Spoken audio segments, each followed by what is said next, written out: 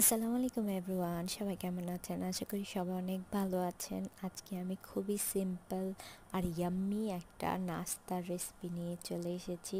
সকালে নাস্তা খেতে গেলে কি দিয়ে খাবো না দিয়ে খাবো, অনেক সময় মনে হয় না ডিম পোস্ট করে খাই, ভেজে খাই। আর সবথেকে বড় প্যারা হচ্ছে বাচ্চাদের খাওয়ানো। তো আপনারা চাইলে এরকম বানিয়ে বাচ্চাদের টিফিনও বানিয়ে দিতে পারেন। আমি এখানে 3 থেকে 4টা পেঁয়াজ কুচি করে নিয়েছি। আমি নিয়েছি হচ্ছে গিয়ে টমেটো ছোট ছোট করে কেটে, এর মধ্যে আমি একটু হলুদের গুঁড়া, তারপর দিয়ে দিব একটু মরিচের গুঁড়া, তারপরে এর মধ্যে পরিমাণ মতো লবণ দিয়ে দিব। বাচ্চাদের জন্য ছোট ছোট বান বানিয়ে এই ডিমের পুরটা ওটার মধ্যে দিয়ে দিতে পারেন, খুবই মজা। আর বাচ্চারা টেরই পাবে না এটার মধ্যে চিকেন দেওয়া নাকি ডিম দেওয়া। আমি এর মধ্যে 2টা ডিম দিয়ে দিয়েছি।